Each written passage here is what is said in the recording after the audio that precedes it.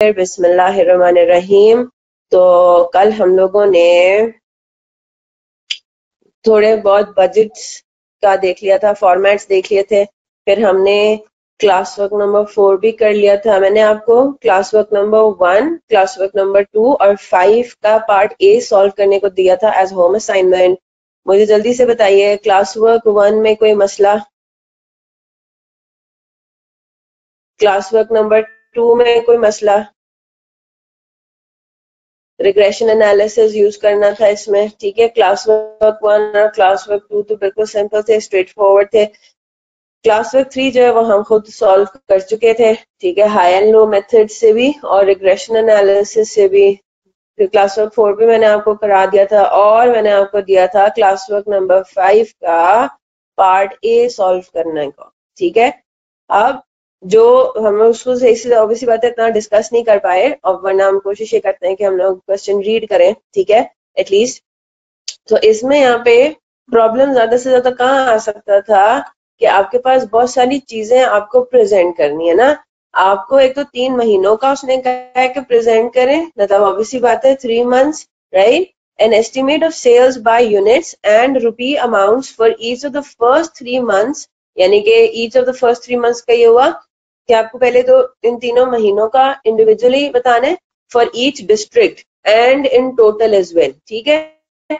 तो इसके लिए आपने फॉर्मेट क्या यूज करना है, सेल्स का एग्जैक्टली ये वाला फॉर्मेट इस्तेमाल करें, टैबुलर फॉर्म में आप बनाएंगे, है ना। अब अगर आप ये देखो तो इन्होंने जो आपको सेल्स परसेंटेजेस दी हुई है डिफरेंट डिस्ट्रिक्ट की, हर महीने का भी गिवन है और एक टोटल का कॉलम भी मौजूद है। बस फर्क ये होगा कि जनवरी के महीने में यूनिट्स अलग आएगा, रुपीज अलग आएगा, फरवरी के महीने में यूनिट्स और रुपीज, मार्च के महीने में यूनिट्स और रुपीज, और टोटल के कॉलम में units and rupees. Class work number 5 में, क्लास वर्क नंबर 5 किसी ने अटेम्प्ट किया? ए, पार्ट ए हो गया सॉल्व? कोई मसला है ना? मेन मसला आपको सिर्फ वही हुआ होगा कि हम प्रेजेंट किस तरीके से करें। हमें हर महीने का भी बताना है, हर डिस्ट्रिक्ट का भी बताना है और टोटल भी बताना है। तो ये देखिए आपके सामने टेबल बना हुआ है, इसी को अपना बेस बनाए। बहुत सिंपल था, है ना। और इन्होंने आपको सेल्स भी पर यूनिट बता दी है, 3 मंथ्स का उन्होंने आपको जो है वो भी बता दिए for the first 3 months. For the first 3 months का टोटल जो है लाहौर का है 20,000 यूनिट्स, फैसलाबाद का है 30,000 और मुल्तान का है 10,000 यूनिट्स, सियालकोट का है 40,000। सिंपल एज दैट, है ना, ये तो हो जाएगा।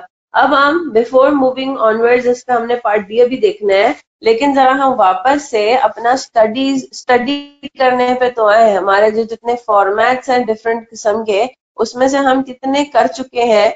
हम एक कर चुके हैं अपना सेल्स बजट देख चुके हैं, है ना, डायरेक्ट मटेरियल का बजट देख चुके हैं, प्रोडक्शन इन यूनिट्स का बजट देख चुके हैं, डायरेक्ट लेबर का बजट देख चुके हैं और मैन्युफैक्चरिंग ओवरहेड्स का बजट देख चुके हैं। और साथ ही हमने एक और चीज भी देख ली, वो क्या है, एक किस्म का कॉस्ट ऑफ गुड्स मैन्युफैक्चर्ड का बजट। कौन से वाला? जो क्लास वर्क नंबर 4 में प्रोडक्शन कॉस्ट बेसिकली है ना। तो that is what, that is same as cost of goods manufactured budget. लेकिन cost of goods manufactured budget उसके अंदर थोड़ा सा ऑब्वियसली बात है, मतलब सिंपलर इन नेचर है, उसमें आपको direct material consumed already question में दिया हुआ था, है ना। 1,20,000 जो पिछले क्वार्टर का था वो डायरेक्ट मटेरियल कंज्यूम था, उसके ऊपर सिंपली आपने रेट लगाना है। तो cost of goods manufactured budget को एक और तरीके से भी हम देख सकते हैं। आपको ये बस ये बात, इस बात को इंश्योर करना है कि cost of goods manufactured budget या production cost budget it's the same thing, है ना। इन दोनों टाइप्स, यानी कि जो भी आपके पास इस तरीके से मांगा जाए, तो cost of goods manufactured budget बोल के मांगा जाए, प्रोडक्शन कॉस्ट बजट बोल के मांगा जाए, आपने अल्टीमेटली उसके अंदर बजटेड प्रोडक्शन कॉस्ट ही बतानी है ना। और बजटेड प्रोडक्शन कॉस्ट होंगी 3 कैटेगरीज में, direct material consumed, direct labour and manufacturing overheads, है ना। तो अगर हम देखें तो हमारे पास हो सकता है क्वेश्चन में उसने आपको सीधा सीधा डायरेक्ट मटेरियल कंज्यूम्ड ना दिया हो, है ना। तो आप क्या करेंगे, ओपनिंग, क्या क्या फॉर्मूला आपका, opening direct material plus purchases of direct material less closing stock of direct material. Order ऊपर नीचे अगेन हो सकता है, you can start with opening direct material, add direct material purchases less closing direct material, हर product का असरा निकाला और डायरेक्ट मटेरियल कंज्यूम ले लिया, डायरेक्ट लेबर कॉस्ट ले ली, मैन्युफैक्चरिंग ओवरहेड ले लिया। तो बेसिकली ये सारी फिगर्स इंडिविजुअली ये डायरेक्ट मटेरियल परचेजेस जो है ये आपके उसमें से आ रहे होंगे, क्या कहते हैं डायरेक्ट मटेरियल बजट से, या मतलब ये मैं प्रैक्टिकली बता रही हूँ। अब अगर आपको देखो तो क्वेश्चन में अभी सो फार हमसे वो एक ही टाइप ऑफ बजट मांग रहा है ना, उसने अगर प्रोडक्शन बजट मांगा तो प्रोडक्शन बजट ही बनाना है, राइट। उससे पहले उससे लिंक जितने भी बजट्स हैं वो बनाने की जरूरत आपको नहीं है।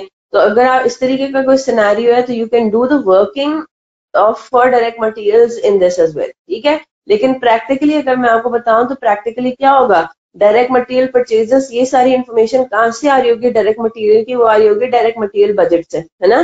तो डायरेक्ट मटेरियल बजट में से हम डायरेक्टली डायरेक्ट मटेरियल कंज्यूम की फिगर उठा के यहाँ पे लिख सकते हैं, ठीक है। ये मैं प्रैक्टिकली बता रही हूँ, ठीक है जनाब। तो बस आप डायरेक्ट मटेरियल बजट से आपने डायरेक्ट मटेरियल कंज्यूम की फिगर जो है वो उठा के यहाँ पे लिख दी। डायरेक्ट लेबर बजट से डायरेक्ट लेबर की कॉस्ट बजटेड यहाँ पे लिख दी, और मैन्युफैक्चरिंग ओवरहेड बजट से मैन्युफैक्चरिंग ओवरहेड की कॉस्ट यहाँ पे बजटेड यहाँ पे लिख दी, ठीक है। तो अल्टीमेटली आपके जितने भी तीन ये वाले बजट्स थे जो कि कॉस्ट ऑफ गुड्स मैन्युफैक्चर्ड के लिए काम आते हैं, वो अल्टीमेटली आपने इस्तेमाल किए किसके अंदर, cost of goods manufactured budget बनाने के लिए। आई होप दैट्स क्लियर, ठीक है। कोई इसमें अगेन रॉकेट साइंस इसमें नहीं है। जी बिल्कुल, हम जरा क्लोजिंग स्टॉक वाला भी बनाते हैं, लेकिन क्लोजिंग स्टॉक वाला बजट वैसे दोनों केसेस में बन सकता है, हाँ, डायरेक्ट मटेरियल के केस में भी और फिनिश गुड के केस में भी, बिल्कुल। वो अभी देखते हैं, क्लोजिंग स्टॉक का बजट बनाना अभी देखते हैं, लेकिन वो भी बहुत सिंपल है। वो भी सिंपल आपके फॉर्मूले पे बेस करता है, किस चीज के फॉर्मूले पे, ऑब्वियसली बात है कि क्लोजिंग स्टॉक आप इस तरह से कैलकुलेट कर सकते हैं यूजिंग यूनिट्स प्रोड्यूस्ड। वैसे फिनिश्ड गुड का हम देखेंगे, लेकिन हम इसको इसी तरह से डायरेक्ट मटेरियल का भी जो है वो बना सकते हैं। लेकिन देखिए अगर आप नोट करें, जरा डायरेक्ट मटेरियल के बजट के ऊपर आते हैं, तो डायरेक्ट मटेरियल के बजट में हाँ वैसे ही बना सकते हैं, ठीक है। डायरेक्ट मटेरियल का क्लोजिंग मटेरियल भी बन सकता है, लेकिन फायदा नहीं है, वो इन्हीं चीजों को बेसिकली रीअरेंज करके हमने क्लोजिंग स्टॉक बनाना है। तो आप देखोगे कि एंडिंग इन्वेंट्री जो बजट है ना, क्लोजिंग स्टॉक का जो बजट है वो ज्यादातर बनता है किसके लिए, फिनिश्ड गुड्स की इन्वेंट्री के लिए, ठीक है।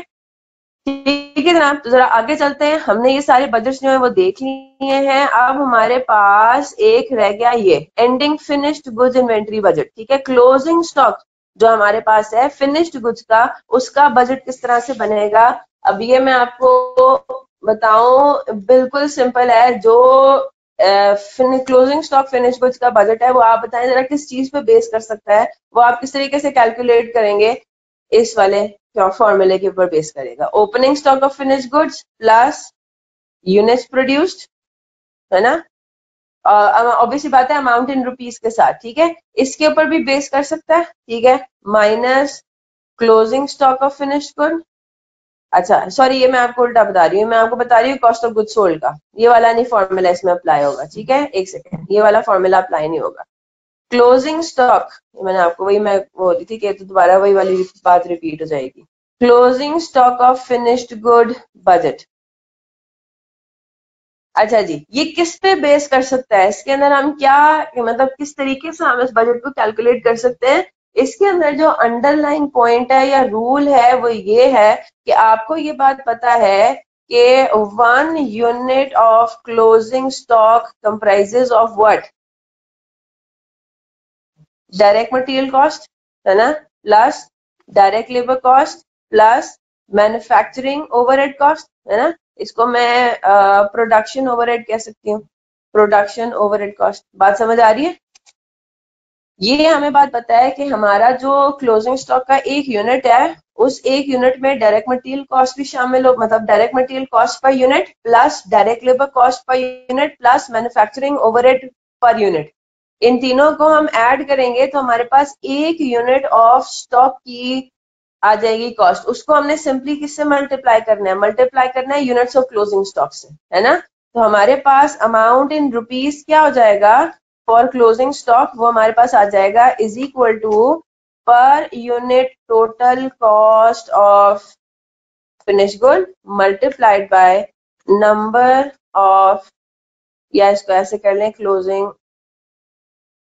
यूनिट्स, ठीक है। अब आपके सामने, आपके दिमाग में कुछ बन रहा है, बजट टाइप का कुछ बन रहा है? कैसे होगा? मेरी बात गौर से सुनिएगा, अगेन वही वाली बात है, हर बजट एक दूसरे से कहीं ना कहीं से लिंक्ड है ना? अच्छा, हमने पहले क्या शो करना है? Direct material cost per unit कहाँ पे आएगी, कहाँ से आ रही होगी? Direct material cost per unit आ रही होगी आपके डायरेक्ट मटेरियल के बजट से, ठीक है? Direct labour cost per unit आपने कल देखा था, direct labour cost per hour, obviously बात है वो होगा, उसमें हम उसको मल्टीप्लाई कर लेंगे क्योंकि एक यूनिट में कितने आवर्स लगते हैं, और आपके पास पर यूनिट भी कॉस्ट आ जाएगी, डायरेक्ट लेबर कॉस्ट। बात समझ आ रही है ना? तो direct labour cost per unit का बेसिस आपके पास क्या होगा? डायरेक्ट लेबर बजट, है ना? फिर उसके बाद जो production overheads cost per unit है उसका बेसिस क्या होगा आपके पास? वो आ रहा होगा मैन्युफैक्चरिंग ओवरहेड से, वो आप वहां से इस्तेमाल कर सकते हैं इन्फॉर्मेशन को, ठीक है?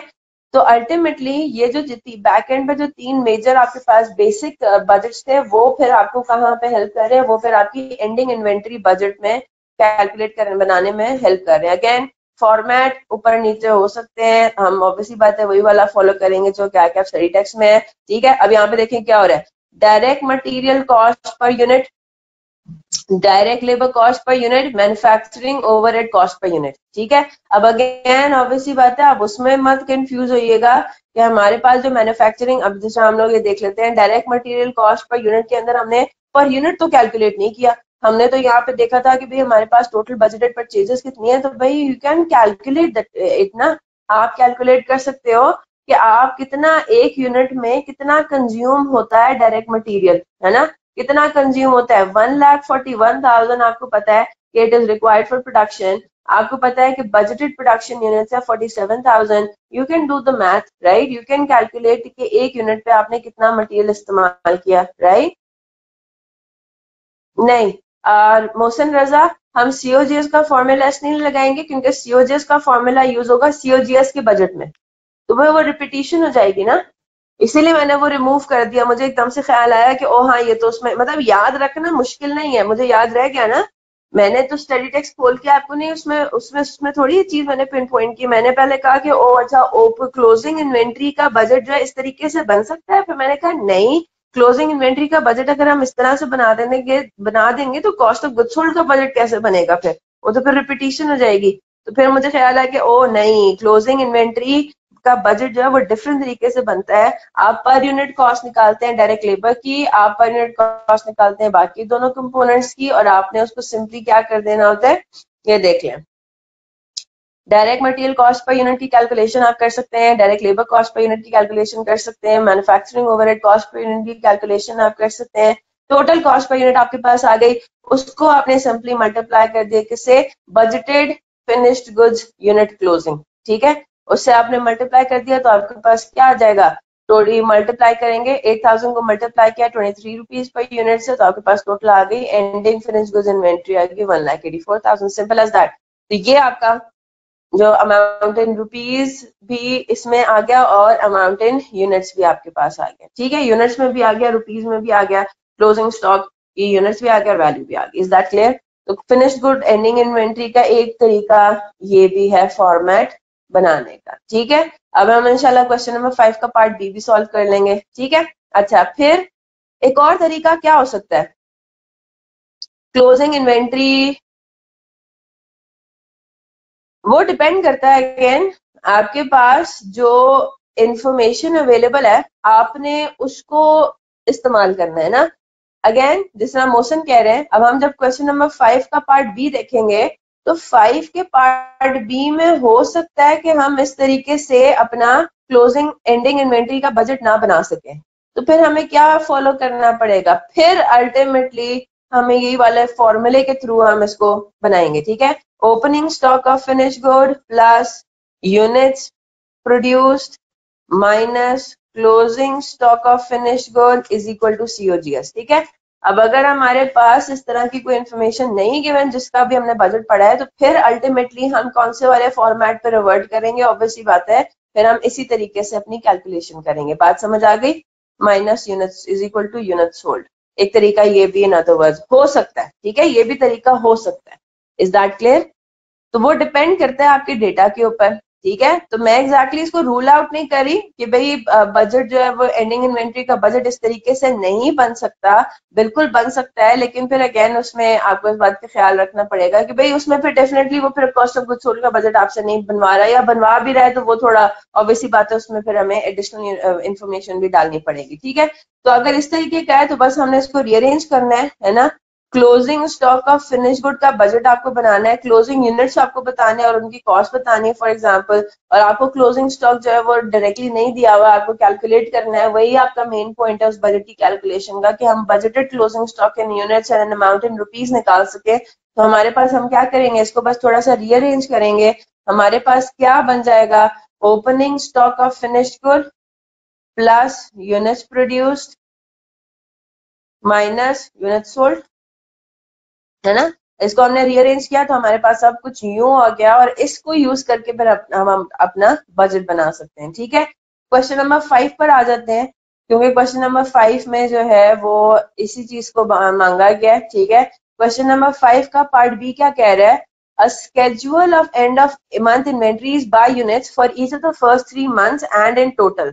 तो पहली बात तो ये कि इसने इस पार्ट में आपको अमाउंट इन रुपीज आपसे नहीं मांगा, है ना। उसने आपको ये नहीं बोला कि आपने वैल्यू ऑफ क्लोजिंग स्टॉक बतानी है, क्योंकि पहली बात तो ये कि इधर आपको इन्होंने डायरेक्ट मटेरियल, डायरेक्ट लेबर और मैन्युफैक्चरिंग ओवरहेड की इन्फॉर्मेशन भी नहीं दी हुई, है ना। उन्होंने आपको कॉस्ट से रिलेटेड इन्फॉर्मेशन भी नहीं दी हुई, सिर्फ वो यूनिट्स में मांग रहा है, यूनिट्स में मांग रहा है, और यूनिट्स आपको ऐसा डायरेक्टली क्वेश्चन में नहीं दिए हुए। ठीक है, तो क्या करेंगे, फिर हमें कैलकुलेशन करनी है। ठीक है, कैलकुलेशन किस तरीके से करेंगे, अब उन्होंने आपको ये बताया हुआ क्वेश्चन के अंदर कि company policy expects an inventory of 10,000 units at the beginning and at the end of each 3 month period the production schedule is, उसने आपको प्रोडक्शन स्केड्यूल बताया हुआ है। अच्छा जी, अब इसका क्या मतलब हुआ, इसका मतलब ये नहीं हुआ कि हमने जो है वो 10,000 यूनिट्स ही अपने फिक्स कर दिए ओपनिंग और क्लोजिंग इन्वेंट्री के। क्यों, आप जरा वर्कआउट तो करें, आपका जो आपकी बजटेड प्रोडक्शन हो रही है और बजटेड सेल्स हो रहे हैं,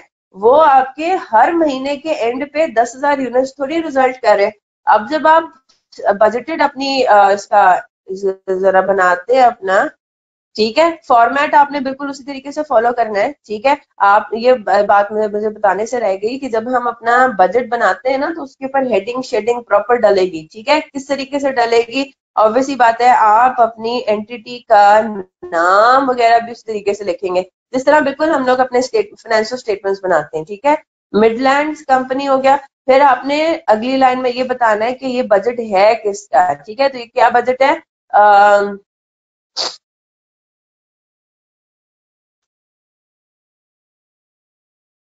ये कह दे। ठीक है, closing inventory budget for the 3 months ended,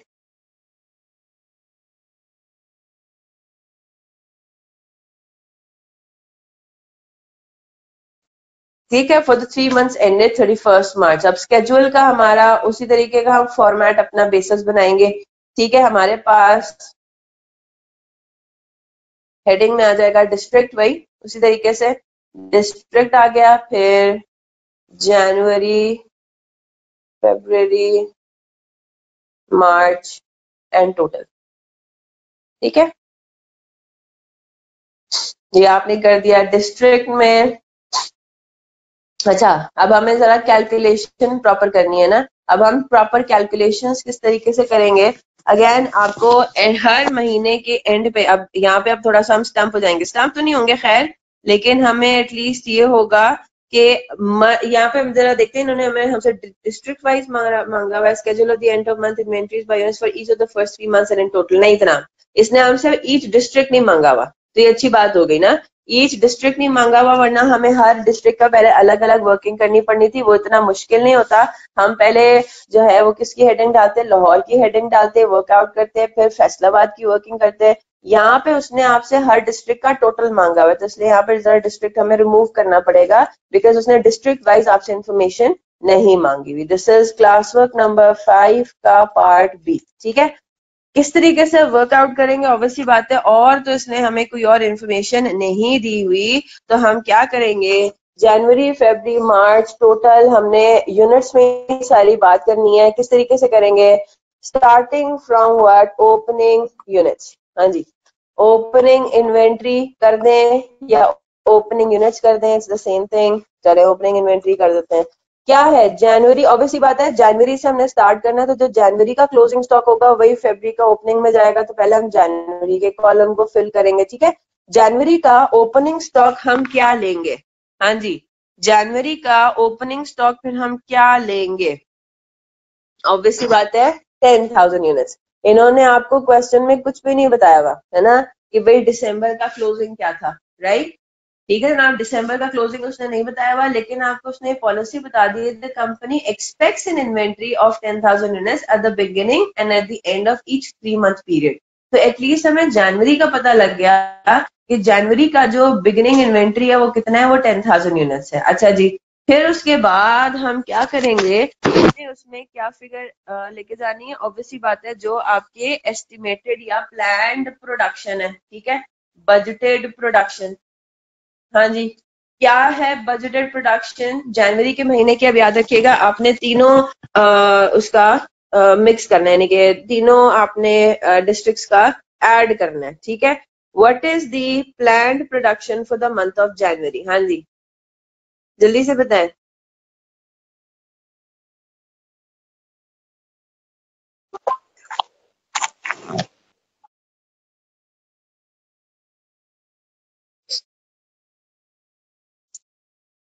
Abdullah कह रहे हैं 51,500।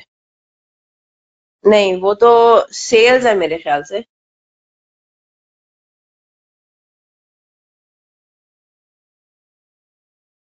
सेल्स और प्रोडक्शन डिफरेंट है ना?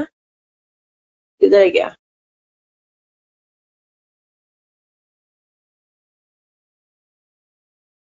हाँ जी, 51,500। तो आपके पास जनवरी की टोटल सेल्स हो गई ना? अच्छा शाहरुख, 5,500, 55,000।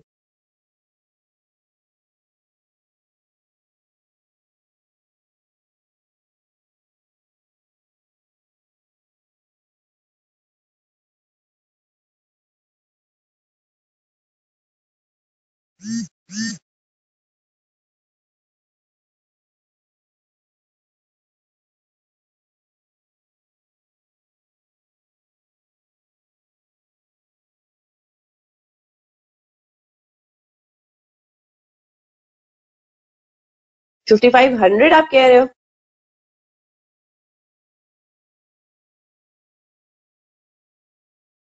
जरा वापस से अपने क्वेश्चन पर आते हैं। नहीं नहीं, ठीक है, वापस अपने सवाल पर आते हैं। ओ,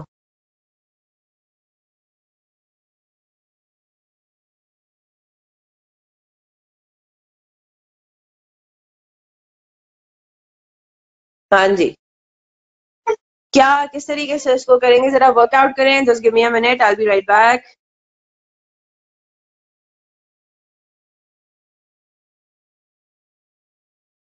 This conference will now be recorded. जी जनाब, कुछ वर्कआउट हुआ? देखते हैं इसको। Estimated sales percentages for the first 3 month period of the coming year of the Midland company are. इन्होंने आपको यहाँ पे तो सेल्स की परसेंटेजेस दे दी हुई है। एस्टिमेटेड यूनिट्स, देखते हैं इसको। एस्टिमेटेड यूनिट सेल्स है एट ₹2 पर यूनिट, इन्होंने आपको बता दिया है। ठीक है जनाब, और वो कितना है जरा इधर देख लेते हैं।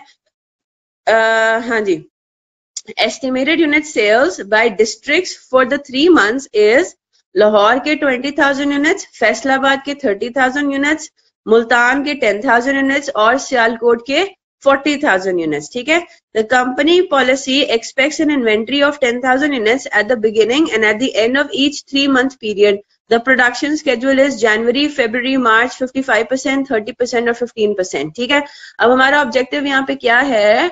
हमारा ऑब्जेक्टिव है कि हमें यहाँ पे जनवरी के महीने का क्या पता लग जाए, प्रोडक्शन पता लग जाए।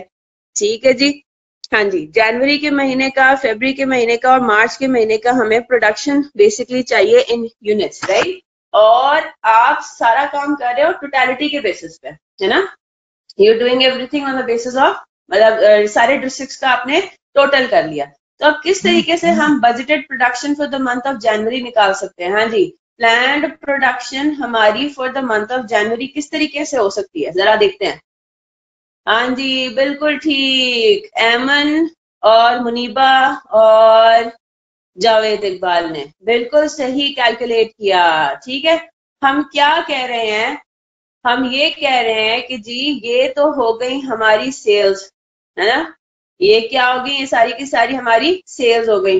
तो ये हमारी टोटल 3 मंथ्स की है ना। हम अगर इस इंफॉर्मेशन और inventory at the start of the month 10,000 units को यूज करके जरा निकाल सकते हैं कि हमारी कितनी, हमें कितने यूनिट्स रिक्वायर्ड, हम कितने यूनिट्स प्रोड्यूस करें। हाँ जी, मैन्युफैक्चर कितने करने हैं हमें जनवरी फरवरी मार्च में, क्या हम वो कैलकुलेट कर सकते हैं?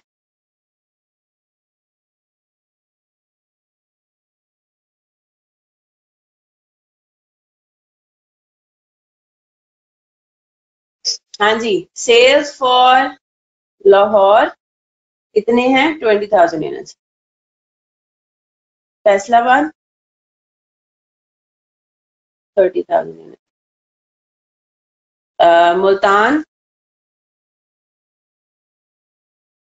10,000 यूनिट और सियालकोट, ये हमारी सेल्स है ना 40,000 यूनिट्स। हाँ जी, टोटल कितना आ रहा है? 1 लाख यूनिट्स, है ना। आपके पास आपको कितने यूनिट्स रिक्वायर्ड है? 1 लाख यूनिट्स आपके यहाँ पे हैं रिक्वायर्ड। Is that clear? ठीक है, इसका मतलब ये हुआ कि हमें अल्टीमेटली कितने यूनिट्स की जो है वो जरूरत है? हमें जरूरत है इन 3 महीनों में 1 लाख यूनिट्स की। Is that clear? तो हमारे पास क्या होगा, किस तरीके से हम कैलकुलेट करेंगे? प्रोडक्शन स्केड्यूल पर हमारा कितना होगा? 55%, 30% और 15% के हिसाब से मल्टीप्लाई कर देंगे उसको प्रोडक्शन से। ठीक है, 55%, 30% और 15% से अभी हम बेटा इसको, पहली बात तो ये कि इन्होंने हमें क्लोजिंग इन्वेंट्री नहीं दी हुई है ना, क्लोजिंग इन्वेंट्री हमें कैलकुलेट करनी है। ठीक है जनाब, इसी तरह से हर महीने की ओपनिंग इन्वेंट्री भी लाइकवाइज हिट होगी। ठीक है, हम पहले ये कैलकुलेट कर रहे हैं कि हमें टोटल यूनिट्स रिक्वायर्ड कितने हैं इन 3 महीनों में। ये बात समझ आ रही है? टोटल महीने, आपकी बात बिल्कुल सही है कि ये तो सेल्स है, इनको हम प्रोडक्शन क्यों अज्यूम कर रहे हैं, वो इसकी वजह आप इस तरीके से समझ लो कि हमें, मतलब एक इंफॉर्मेशन तो हमें 100% पता हो ना, हमें एक किस्म का ओपनिंग इन्वेंट्री, मतलब ओपनिंग इन्वेंट्री और क्लोजिंग इन्वेंट्री तो हमारी प्रोडक्शन की वजह से ही हमारी कैलकुलेट होगी ना। Are you getting my point? बात समझ आ रही है? तो अब हमें क्या करना है, हम जाहिर सी बात है फिर हम क्या करेंगे, हम इन्हीं को लेंगे कि भाई यही, फिर इसका मतलब है ये इतने यूनिट्स हमें रिक्वायर्ड है, तो वी हैव टू बजट कि हमें इतने यूनिट्स तो मैन्युफैक्चर करने ही करने। अब वो जाहिर सी बात है हमारे पास जो ओपनिंग इन्वेंट्री की जो फिगर्स हैं वो फिर हमारी लाइकवाइज हर महीने की उसकी वजह से एडजस्ट हो जाएगी ना। एटलीस्ट हमें 10,000 यूनिट्स रखने हैं eight the beginning and at the end of each 3 month period. इसको इस तरह से समझ लें आप। ठीक है, यहाँ तक बात समझ आ गई? तो अगर हम इस तरीके से करें तो हमें यूनिट्स टोटल रिक्वायर्ड कितने हैं? यूनिट्स टोटल हमें रिक्वायर्ड हैं 3 महीनों में 1 लाख यूनिट्स। ठीक है, 1 लाख यूनिट्स आपको रिक्वायर्ड हैं, तो आप क्या करेंगे, आप इन्हीं के ऊपर परसेंटेजेस जो हैं वो अप्लाई कर देंगे।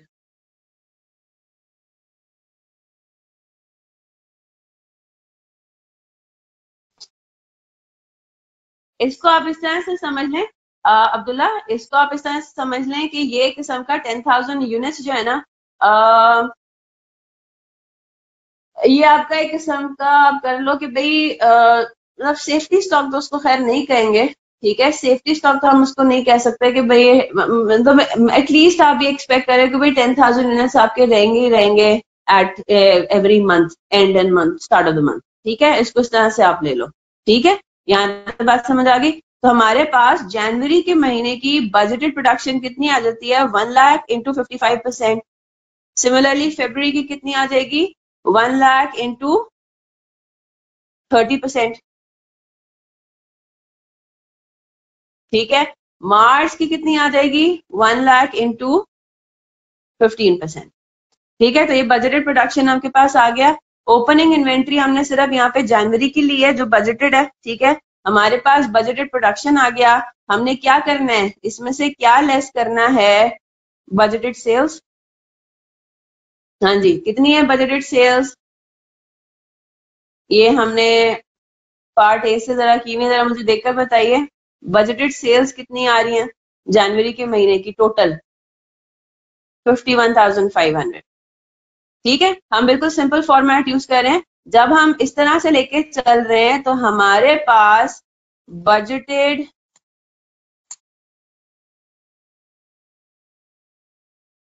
ठीक है, बजटेड क्लोजिंग इन्वेंट्री, जनवरी के महीने की बजटेड क्लोजिंग इन्वेंट्री आपके पास आ गई 13,500। अब फरवरी में क्या लेंगे, ऑब्वियसली बात है आपने 10,000 थोड़ी लेना है ना।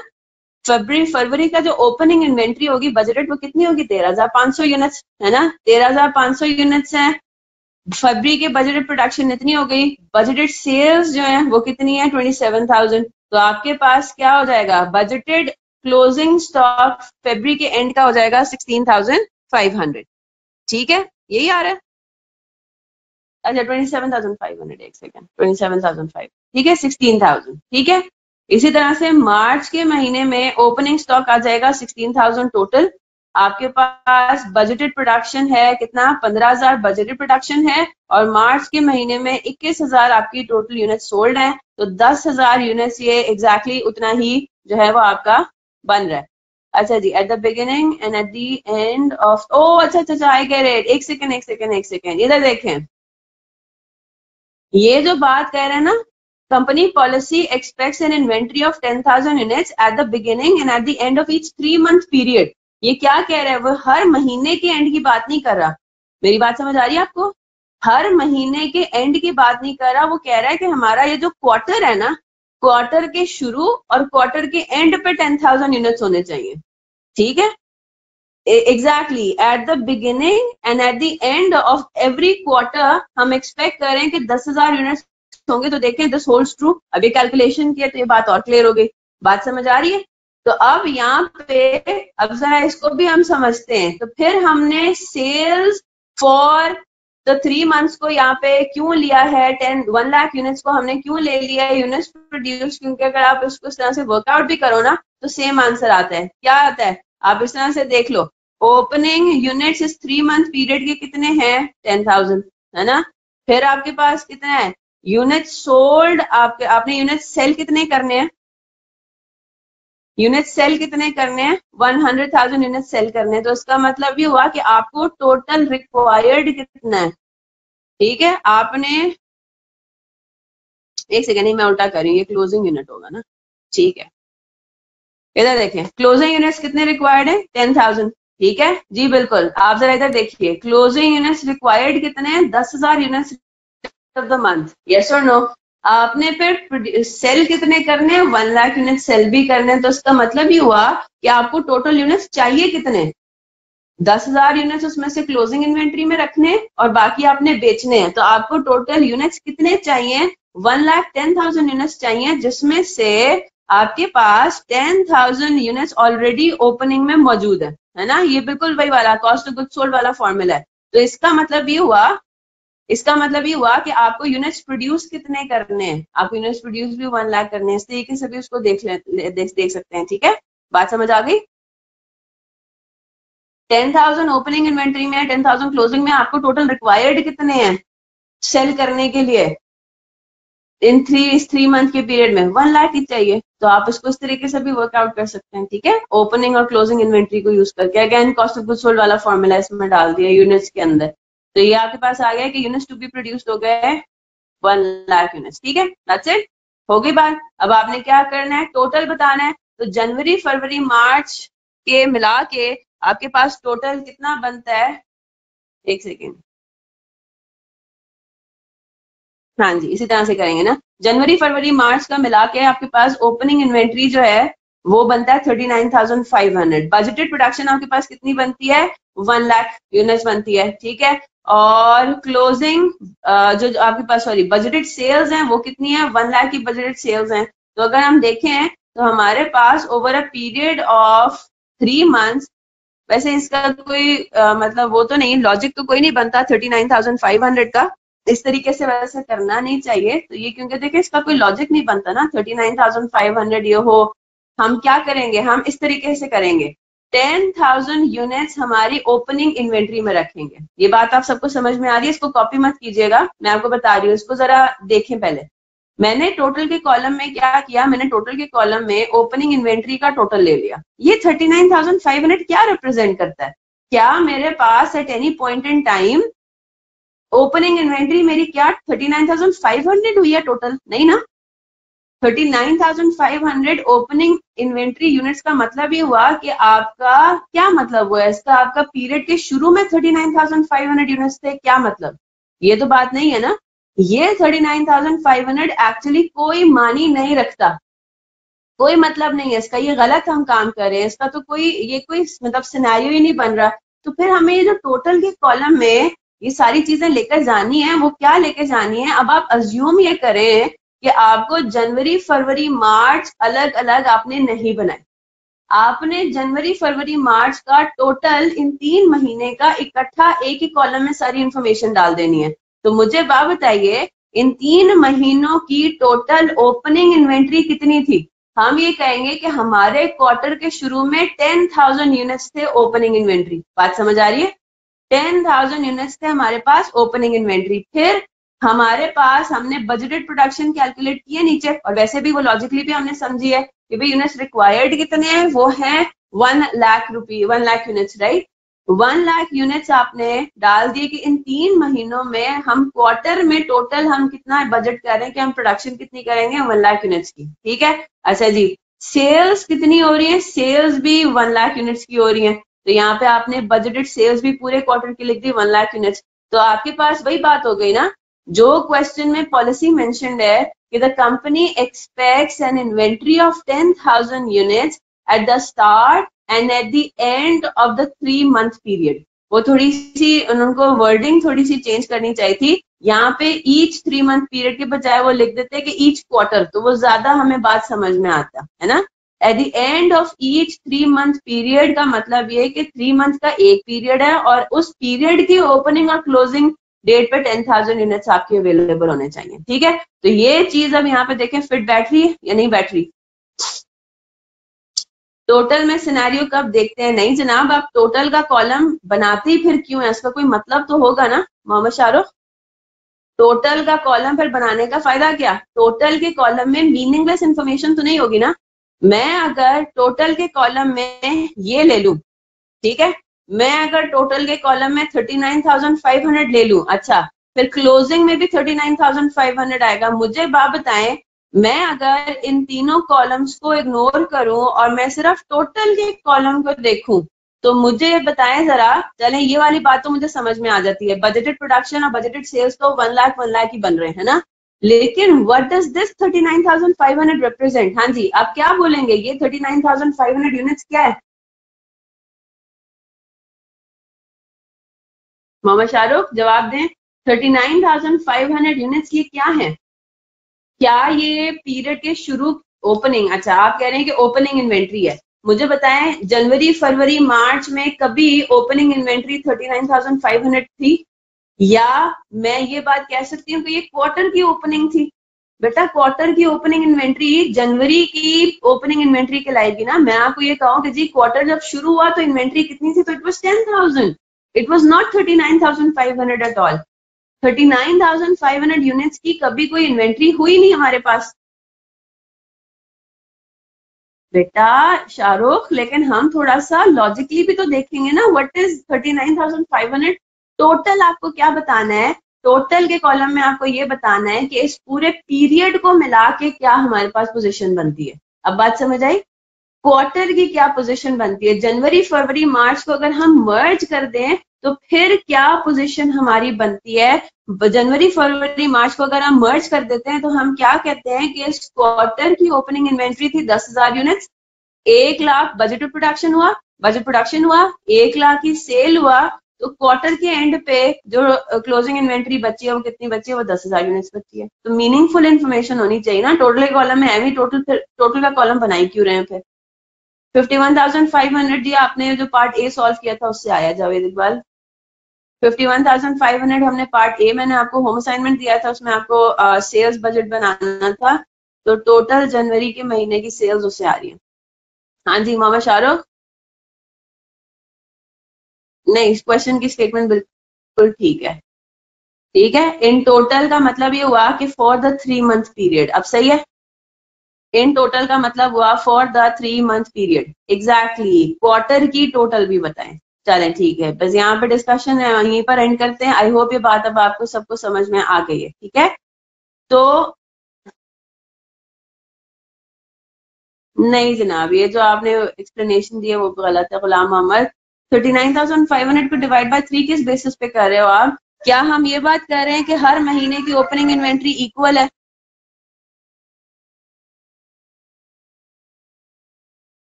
ठीक है गुलाम मोहम्मद, बात समझ आ रही है। आप जो कह रहे हो कि 39,500 को डिवाइड बाय 3 कर दें, क्यों भाई?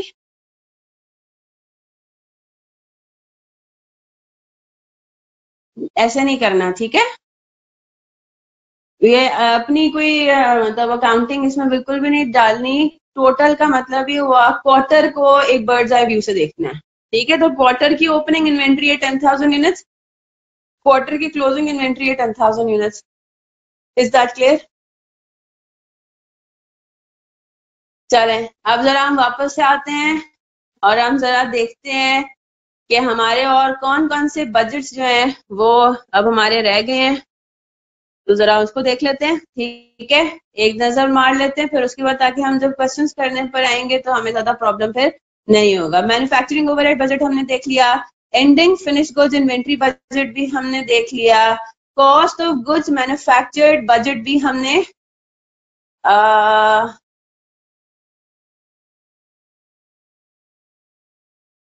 आप डायरेक्टली उससे काम कर लें, वही वाला काम हमने किया बेटा। हमने यूनिट्स प्रोड्यूस भी तो कैलकुलेट करने हैं ना, ताकि हम हर महीने के इंडिविजुअली भी तो निकाल सकें। आपको टोटल में तो पता लग सकता है किस तरीके से आपने उसी को इन्फॉर्मेशन को यूज किया, ओपनिंग स्टॉक और क्लोजिंग स्टॉक को इस्तेमाल किया, और आपने सेल्स यूनिट्स को यूज किया, और आपने कैलकुलेट किया कि टोटल पूरे क्वार्टर में बजटेड प्रोडक्शन कितना है। उसको फिर आपने जनवरी फरवरी मार्च में भी तो डिवाइड करना है ना, इसलिए हमें वर्किंग थोड़ी बहुत करने की जरूरत पड़ेगी। कौन से फॉर्मूले की बात कर रहे हो बेटा?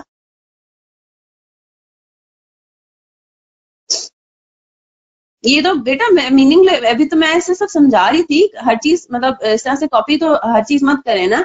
मैं तो आपको सिर्फ ये बता रही थी कि हम क्लोजिंग इन्वेंट्री किस तरीके से कैलकुलेट कर सकते हैं। क्लोजिंग इन्वेंट्री का जो बजट है वो एक इस फॉर्म में भी हम कर सकते हैं और एक इस फॉर्म में भी कर सकते हैं।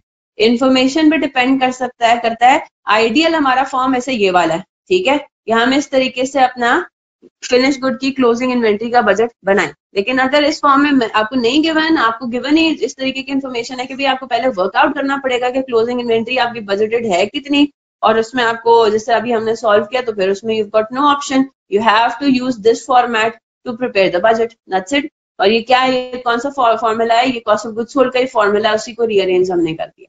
ठीक है, अगर आप ऐसे बात नोट करें तो वो क्या बात है कि आपका जो बजट है मेन, जैसे for example cost of goods manufactured budget है, कॉस्ट ऑफ गुड्स मैन्युफैक्चर्ड में आप क्या बजट करें, कॉस्ट ऑफ गुड्स मैन्युफैक्चर्ड कितनी होगी, है ना।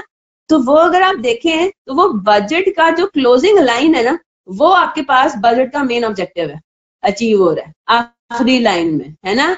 इसी तरह से अगर हम ऊपर आए, ending finish goods inventory budget में भी यही हो रहा है। अभी जो हमने कैलकुलेट किया उसमें क्या है, आखिरी लाइन में आपके पास एंडिंग फिनिश गुड इन्वेंट्री आ रही है ना। इसी तरह से जो डायरेक्ट मटेरियल है, डायरेक्ट मटेरियल का अल्टीमेट ऑब्जेक्टिव क्या है कि हमने परचेजिंग कितनी करनी है। तो डायरेक्ट मटेरियल बजट में भी क्या हो रहा है, एंडिंग लाइन में आप बेसिकली पूरे बजट को बना ही इसलिए रहे हो कि जो मेन आपका ऑब्जेक्टिव है उस बजट का वो हम कैलकुलेट कर सकें। ठीक है, डायरेक्ट लेबर के अंदर भी यही हो रहा है, कॉस्ट ऑफ गुड्स सोल्ड भी अभी हम देखते हैं उसमें भी यही हो रहा होगा। ठीक है, तो cost of goods manufactured budget का भी हमने एक ऑल्टरनेटिव पढ़ लिया, प्रोडक्शन कॉस्ट बजट भी इसको कहा जा सकता है। ठीक है, फिर हम आते हैं किसके ऊपर, cost of goods sold budget पे। तो बहुत सिंपल है ना, बहुत सिंपल। क्या है कि बिल्कुल आपने कॉस्ट ऑफ गुड्स सोल्ड का फॉर्मूला इसमें आप अप्लाई होते हुए देखेंगे। कैसे होगा ये देख लीजिए। Cost of goods sold budget उसने कैसे कैलकुलेट किया है, opening inventory add cost of goods manufactured minus closing inventory of finished goods is equal to cost of goods sold. Easy है ना, वेरी इजी, यस और नो। ये तो बहुत आसान हो गया।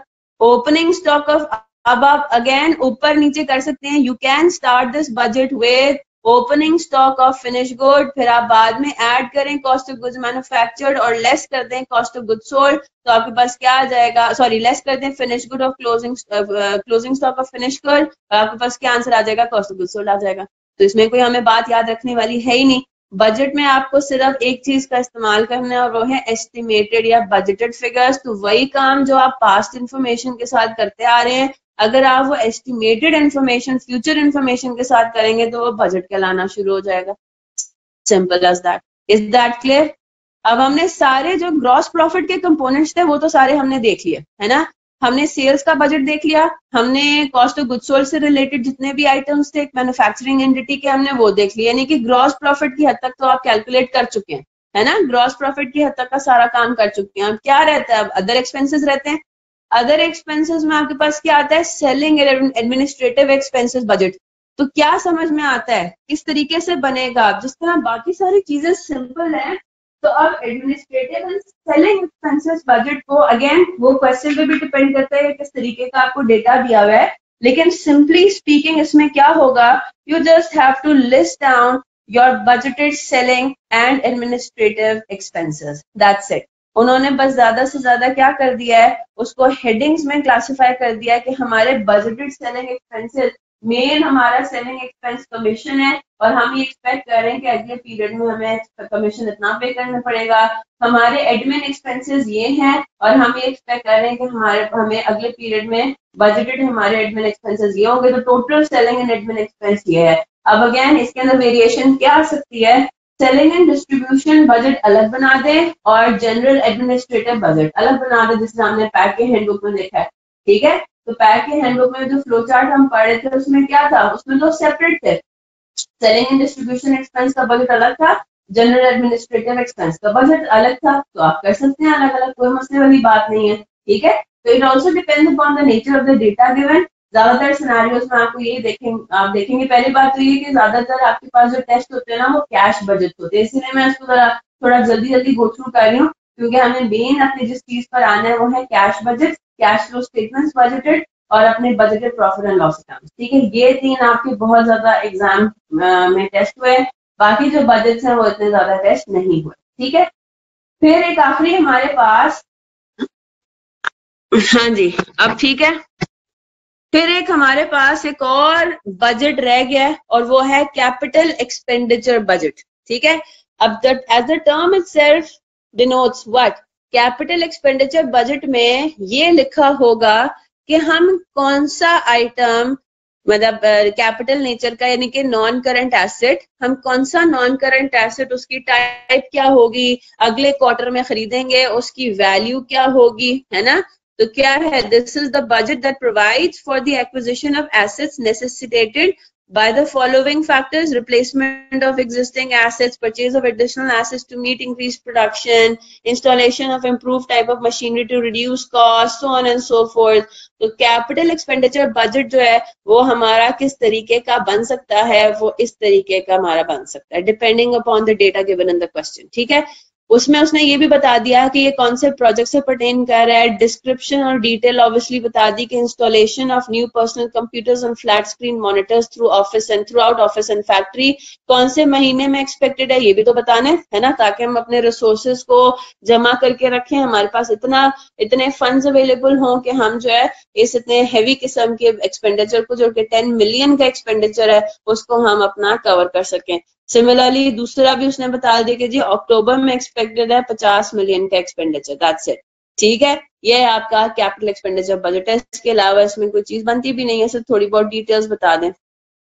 ठीक है, जो कैश बजट है वो हमारा रह गया और वो मैं आपको बाद में करवाऊंगी, क्योंकि इसमें ऑब्वियसली बात है हमने ज्यादातर चीजें जो है वो कैश बजट की ही करनी है, और इस वजह से इसको मैं अभी थोड़ा सा साइड पे रखती हूँ। ठीक है, तो कैश बजट एक हमारा रह गया है। फिर हमें एक और चीज क्या देखनी है, मास्टर बजट बहुत इंपॉर्टेंट है। मास्टर बजट के अंदर होता क्या है, they are in the form of projected financial statements. तो आप खुद सोच लें, क्या मास्टर बजट के फॉर्मेट में भी कोई चीज डिफरेंट होगी? आइडियली नहीं होनी चाहिए। क्यों? क्योंकि मास्टर बजट वही बजटेड इंफॉर्मेशन को यूज करके profit and loss account, statement of cash flows और स्टेटमेंट ऑफ फाइनेंशियल पोजीशन बनाने की नाम है ना। तो मास्टर बजट में ये हो जाएगा। क्लियर होगी बात? अब जरा हम आते हैं, थोड़ा सा हमें आइडिया हो जाए किस चीज का।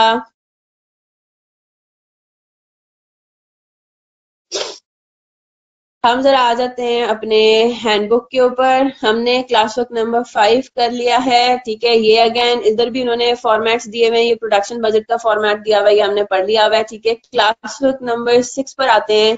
10:36 हो रहे हैं, मैं चाहूंगी कि आप सवाल क्लास में करें। हाँ जी बिल्कुल, 15 मार्क्स का सवाल है, आधा घंटा इसमें चाहिए, तो बिल्कुल you can solve this right now. Class work question number 6, class work 6, production inventory and purchase requirements. चले जी शुरू हो जाए। मैं चाह रही हूँ कि आप ये आधे घंटे में सॉल्व करें और फिर हम सोल्यूशन वही पैक हैंडबुक से देख के उसको डिस्कस करेंगे, और यही आपका क्वेश्चन है। Class work question 6, class work 6 अभी सॉल्व करें इसको।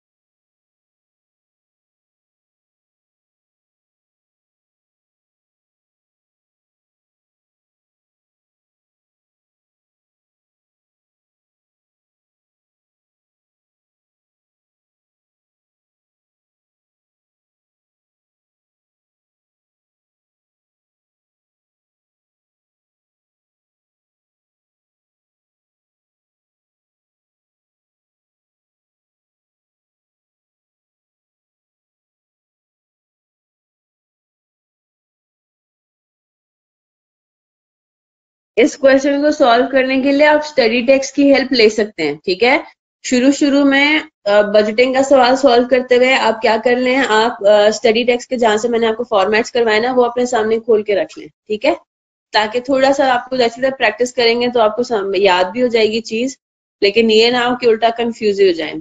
ठीक है।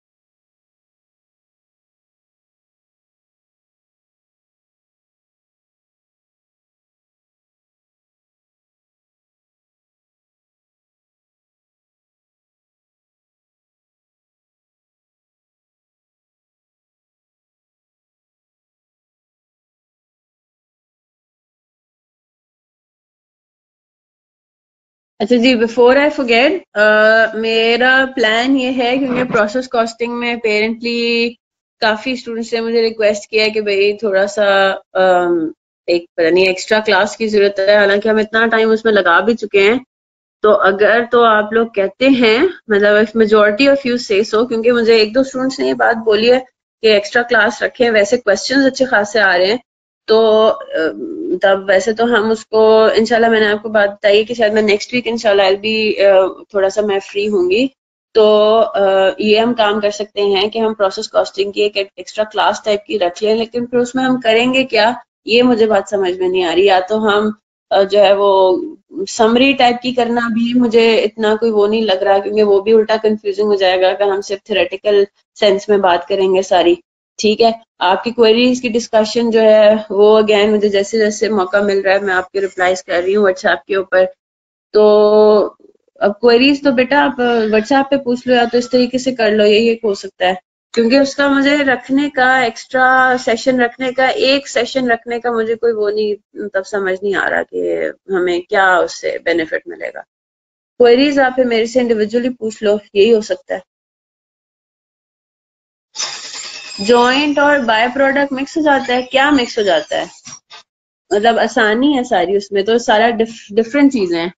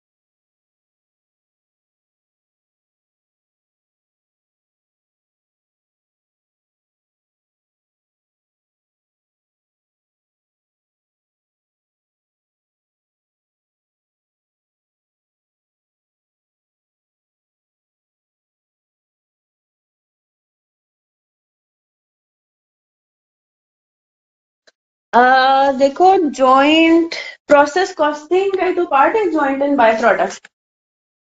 मतलब उसमें आप ये देखो ना कि अगर एक ही प्रोसेस में दो प्रोडक्ट्स निकल रहे हैं तो फिर क्या करना है, ये हमारा फिर जॉइंट एंड बाय प्रोडक्ट हो जाता है।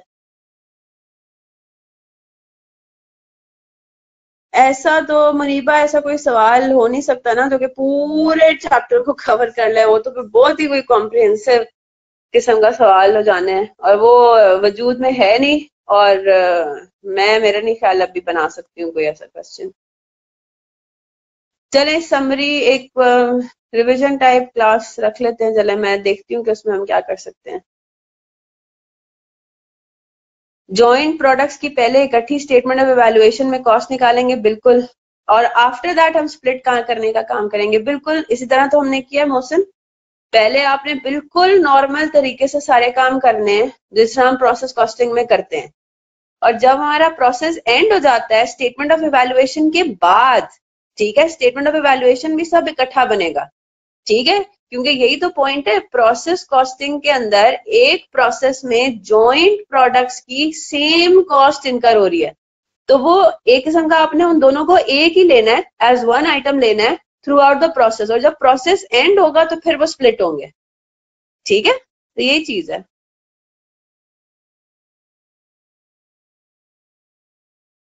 ऑटम 2018 चले सॉल्व करवा देते हैं, ठीक है, वो मैं सॉल्व करवा देती हूँ, ऑटम 2018 चलें, ठीक है, सही है, वो मैं इंशाल्लाह आप लोगों को सॉल्व करवा देती हूँ।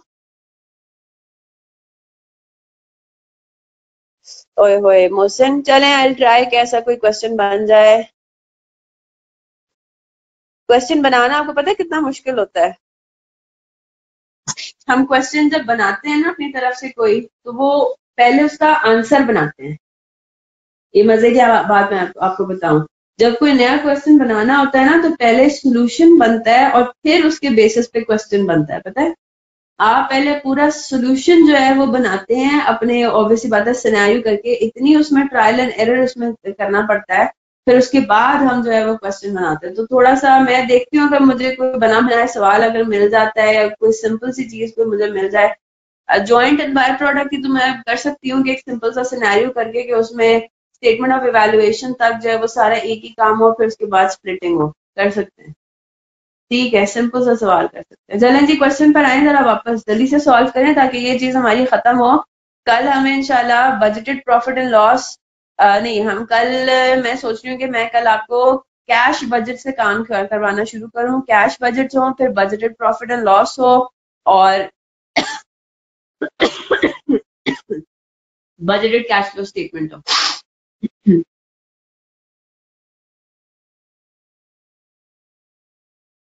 कल थर्सडे, आज वेंसडे है ना, मैंने कल का अनाउंस किया था थर्सडे फ्राइडे प्रोसेस कॉस्टिंग का टेस्ट है। हाँ जी, सवाल सॉल्व हो रहा है।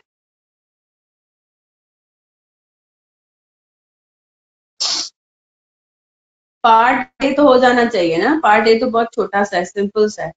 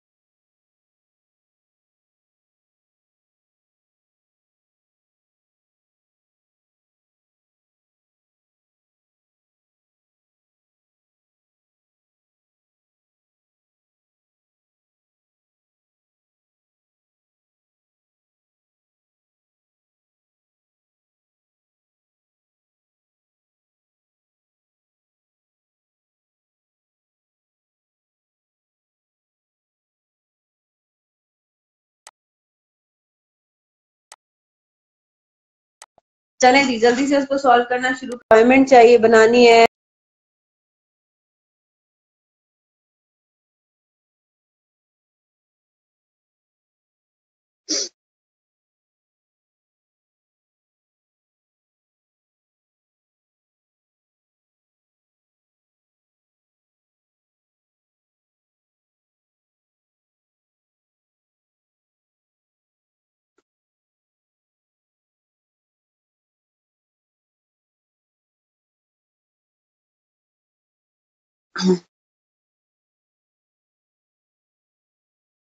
जी जनाब क्या पोजीशन है? 3 टाइप ऑफ मटेरियल के आपको परचेज रिक्वायरमेंट चाहिए बनानी है। Boxes, material A, material B, किस हद तक सॉल्व हो गया?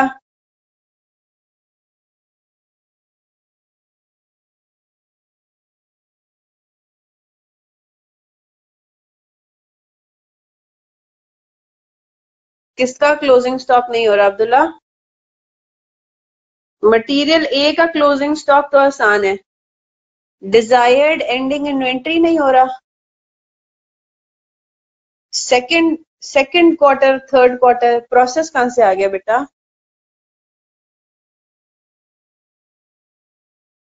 हम सेकंड क्वार्टर और थर्ड क्वार्टर की बात कर रहे हैं। क्वार्टर, अच्छा सेकंड क्वार्टर तो पहले ही सेकंड क्वार्टर था। चलें जी जल्दी से उसको सॉल्व करना शुरू करते हैं। अगेन चीजों को सिंपल तरीन रखना है। पहले मुझे बात बताएं, मैं अगर आपको यहीं पे शो करवा दूं पार्ट ए का answer, scheduled of budgeted production of kits for each quarter, हो जाएगा solve. Budgeted production in units आपने कैसे कैलकुलेट करने हैं? बजटेड प्रोडक्शन इन यूनिट्स, हाँ जी, हर क्वार्टर का कितना होगा इन्होंने आपको सेल्स बता दिए और इन्होंने आपको फिनिश्ड इन्वेंट्री की ओपनिंग और क्लोजिंग इन्वेंट्रीज भी बता दी है ना। तो जरा यहीं से इसको चेक कर लेते हैं कि क्या, एक सेकंड मैं काम ही करती हूँ, मैं इसको अलग से भी खोल।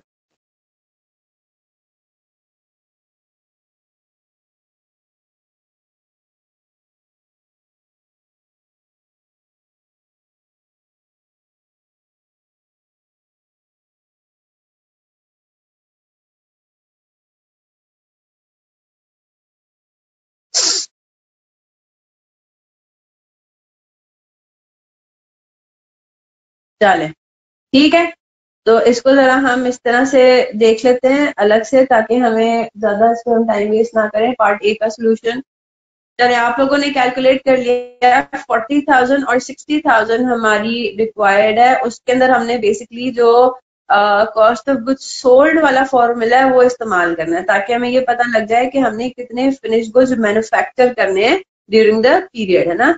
तो ये हो गया क्लास वर्क नंबर 6। तो हमारे पास आ गया opening inventory of finish good, closing inventory of finish good और यूनिट सोल्ड को इस्तेमाल करके आपने यूनिट्स टू बी प्रोड्यूस्ड आपने कैलकुलेट कर लिया। अब जो सेकंड पार्ट है, सेकंड पार्ट उसका क्या कह रहा है कि अब आप जरा उसके डायरेक्ट मटेरियल की बात कर लें, ठीक है।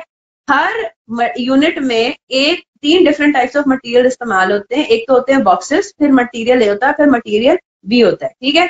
तो अब क्या करना है, schedule of purchase requirements for each quarter for each of the 3 types of material. अब अगर आपके पास जगह नहीं है तो आप बिल्कुल रिलैक्स तरीके से, बिल्कुल आराम से स्केड्यूल बनाएं। किस तरीके से आपका स्केड्यूल बनेगा, ये बेसिकली एक किस्म का बजट ही है ना। तो बेहतर है कि हम इसका पूरा फॉर्मेट इस्तेमाल करें। हॉबी क्राफ्ट कंपनी है, हॉबी क्राफ्ट कंपनी, हम क्या बना रहे हैं? हम बना रहे हैं डायरेक्ट मटेरियल बजट, है ना। परचेज रिक्वायरमेंट या मटेरियल परचेज रिक्वायरमेंट कर लें या डायरेक्ट मटेरियल बजट कर लें। डायरेक्ट मटेरियल या रॉ मटेरियल बजट ज्यादा आसान है ना। डायरेक्ट मटेरियल बजट, इसमें हम परचेज ही तो निकालते हैं, है ना। चलें जी, for the for 2 quarters, for second and third quarter कर लें।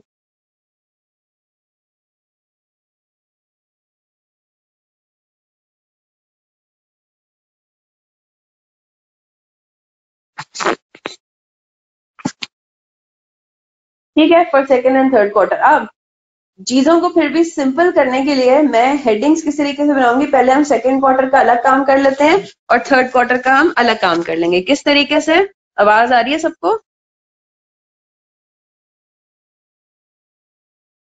एक सेकेंड, वो मेरा हाथ लग गया था उस पर। ठीक है जी, ठीक है। अब किस तरीके से हम काम करते हैं, पहली बात तो ये कि अब हमें हर आइटम का किसका चाहिए, हमें boxes, material A, material B, है ना, इस उसमें जाना है ना हमें, मटेरियल ए, मटेरियल बी और बॉक्सेस। ठीक है, हमें काम ये करते हैं, हम पहले काम सारा कर लेते हैं किसका, सेकंड क्वार्टर का। ठीक है, क्योंकि जगह ऑब्वियसली बात है हमारे पास इतनी नहीं होती, तो हम जरा इस तरीके से काम कर लेते हैं। ठीक है जनाब, सेकंड क्वार्टर में जरा बॉक्सेस के ऊपर हम पहले आ जाते हैं। ठीक है, सेकंड क्वार्टर का पहले हम काम करते हैं। क्या फॉर्मेट हमारा बनता है, डायरेक्ट मटेरियल बजट में हमें क्या चाहिए, हमें चाहिए ओपनिंग इन्वेंट्री। ठीक है, फिर हमें क्या लेना है, उसमें ऐड करना है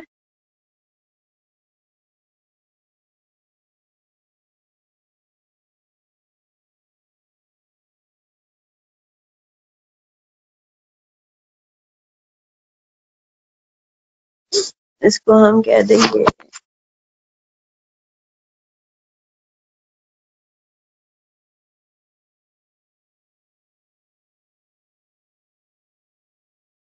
है ना, यही है ना, opening material, opening inventory of direct material, closing inventory of direct material. ये बेसिकली कौन सा फॉर्मूला है, ये मेरा कॉस्ट ऑफ गुड्स मैन्युफैक्चर्ड वाला ही तो फॉर्मूला है ना। मेरे पास क्या होता है, opening raw material plus purchases minus closing raw material is equal to raw material consumed, yes और नो, है ना, ये वाला मेरा फॉर्मूला है ना। मेरा डायरेक्ट मटेरियल कंज्यूम कितना है, उसका मैं फॉर्मूला बनाती हूँ, opening stock of raw material plus purchases of raw material minus closing stock of raw material. तो अब यहाँ पे हमें निकालना क्या है, हमें यहाँ पे परचेजेस ऑफ रॉ मटेरियल निकालना है कि हमें कितने बॉक्सेस परचेज करने हैं, कितना मटेरियल ए परचेज करना पड़ेगा, कितना मटेरियल बी परचेज करना पड़ेगा। इसी चीज को अगर मैं रीअरेंज करूं तो मेरे पास क्या फॉर्मूला बनता है, रॉ मटेरियल कंज्यूम्ड, अच्छा मैंने वैसे उल्टा कर दिया, प्लस क्लोजिंग इन्वेंट्री, मैं इसको कर लेती हूँ, plus closing inventory minus opening inventory, है ना, है ना, ये मेरे पास बनता है ना, is equal to purchases of raw material, है ना। ये मैंने ऐसी फॉर्मूले को रीअरेंज किया तो मेरे पास क्या बन गया,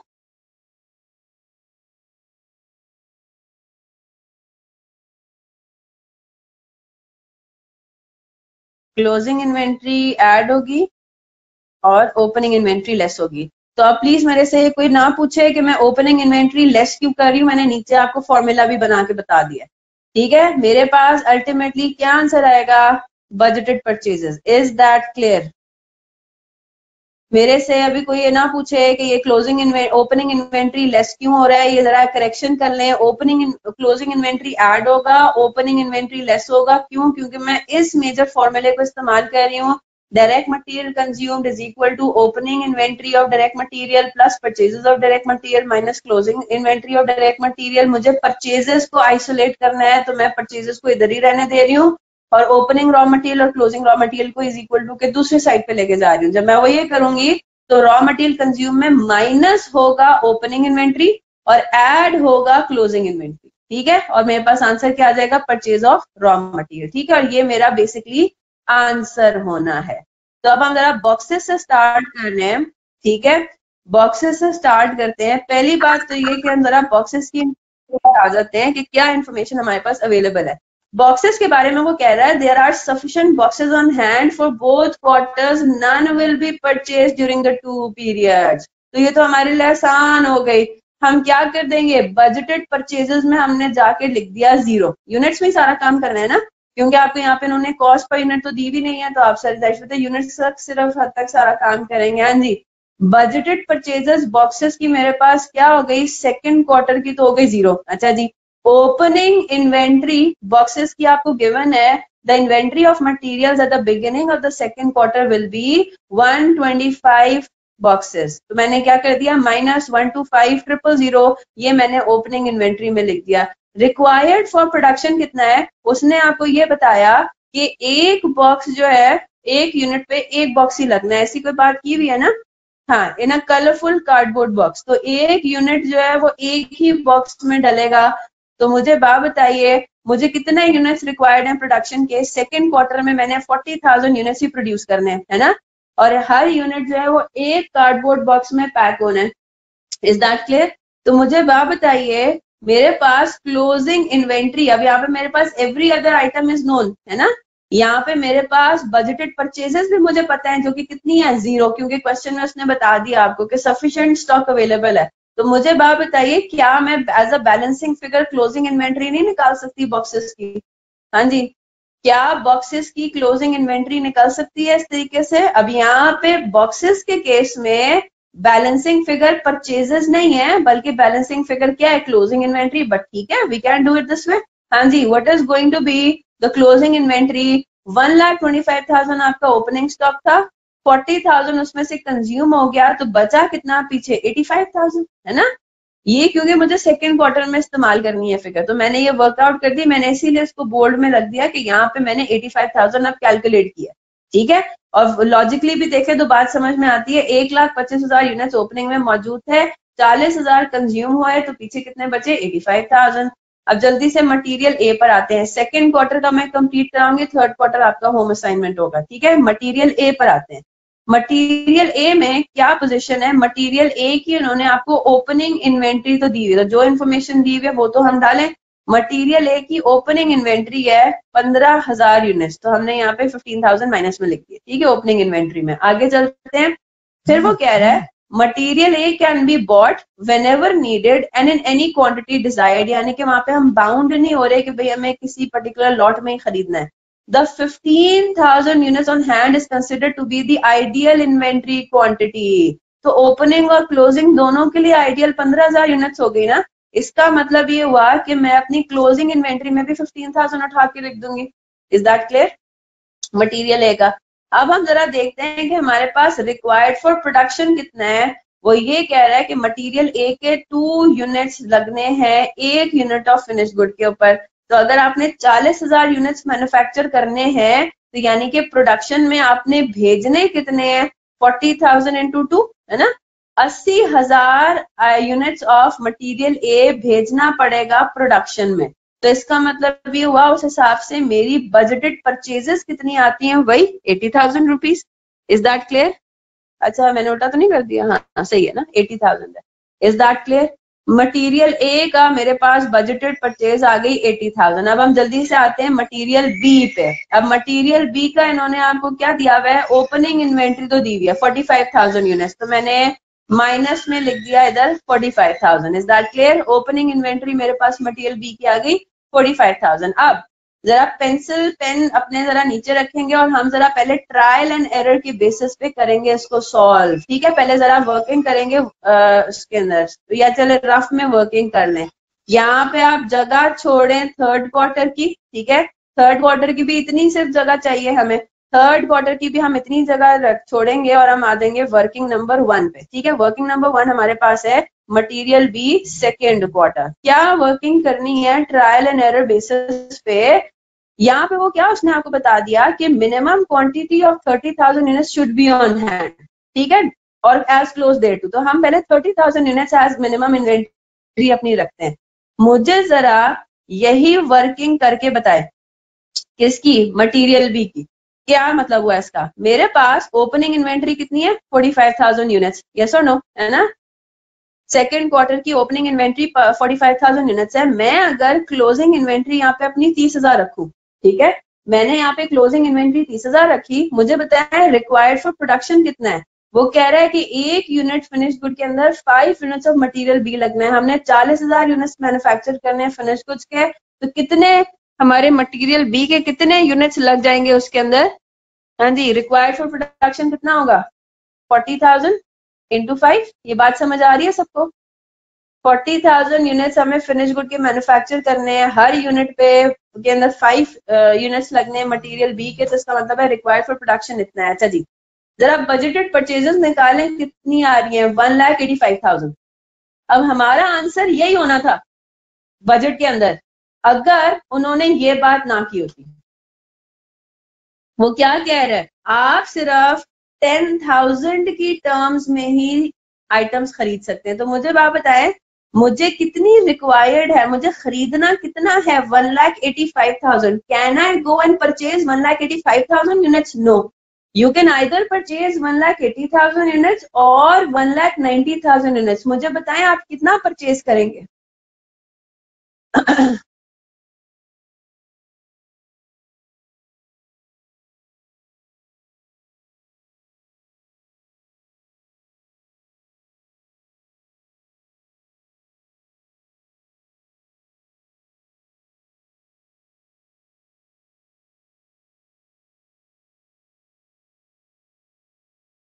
हाँ जी, आप बताएं, बात समझ आ गई? हम कितने यूनिट्स पर परचेज करेंगे? हमारे पास बजटेड परचेजेस कितनी आ जाएंगी? 1,90,000 यूनिट्स। अब जरा ऊपर आते हैं। जब हम अभी हमारे पास आंसर ये वाला आ गया ना, हमने कहा कि हमने परचेज करनी है 1,90,000 यूनिट्स, है ना। ओपनिंग इन्वेंट्री हमारी है 45,000, रिक्वायर्ड फॉर प्रोडक्शन कितना है? 200,000। तो मुझे बात बताएं, मेरी क्लोजिंग इन्वेंट्री क्या 30,000 निकल रही है? जरा वर्कआउट करें, बैलेंसिंग फिगर निकालें, कितनी आ रही है? 35,000। Is that clear? तो मटेरियल बी की भी क्लोजिंग इन्वेंट्री मेरी आ गई बैलेंसिंग फिगर, तो होगी ना, बात समझ आ गई ना। उसने कहा था एटलीस्ट 30,000 यूनिट्स होना चाहिए और close thereto depending upon the standard purchase quantity. Is that clear? मुझे बताएं क्या मसला था इसमें? थर्ड क्वार्टर अब सॉल्व कर लेंगे घर पे, होम असाइनमेंट। थर्ड क्वार्टर में याद रखिएगा, जो ये क्लोजिंग इन्वेंट्रीज हैं यही आपके पास ओपनिंग इन्वेंट्रीज हो जाएंगी। अब यही चीज आपने यहीं पे रिप्रोड्यूस करनी है। जो क्लोजिंग इन्वेंट्रीज हैं ये आपके पास ओपनिंग इन्वेंट्री आ जाएगी 85,000, 15,000। तो बेटा अभी कोशिश करें ना। अब देखिए यहाँ पे मुझे बताया इसमें सीमैक कहाँ पे इन्वॉल्व है? इस पूरे सिनेरियो में सीमैक सेल्फ तो कहीं इन्वॉल्व ही नहीं है। मतलब सीमैक का कौन सा कॉन्सेप्ट है बेटा? 40,000 यूनिट्स है ना, पार्ट एक में से जो हमने निकाला है, सॉल्व किया है।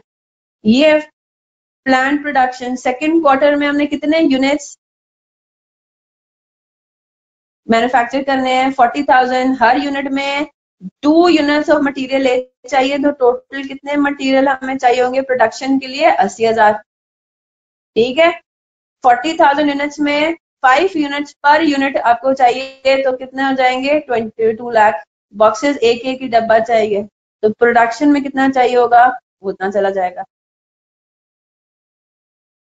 वर्किंग में क्लोजिंग इन्वेंट्री 30,000। नहीं नहीं नहीं नहीं नहीं, 30,000 और 15,000 आप मिक्स करें। 30,000 तो मटेरियल बी के लिए बोल रहा है, 15,000 उसने बोला है मटेरियल ए का। मटेरियल ए का वो कह रहे हैं कि आइडियल इन्वेंट्री 15,000 है, तो हमें 15,000 ही मेंटेन करनी है। ठीक है, मटेरियल बी में उसने कहा कि मिनिमम होना चाहिए 30,000 का, यानी कि वो बड़ ऊपर नीचे हो सकता है। तो मटेरियल ए और मटेरियल बी को आपने मिक्स कर दिया है। जी बिल्कुल। Now you can leave for audit. Home assignment है आपका क्लास वर्क नंबर 6 का पार्ट बी कंप्लीट करना है थर्ड क्वार्टर। वैसे तो मैंने आपको दूसरा देना था, लेकिन आप सिर्फ यही करें। इंशाल्लाह कल फिर हम थोड़ा सा और टेक्निकल चीजों पर आएंगे। ठीक है, ये लें जी, वर्किंग पे आ जाए। अल्लाह हाफिज। ठीक है, बात समझ आ गई?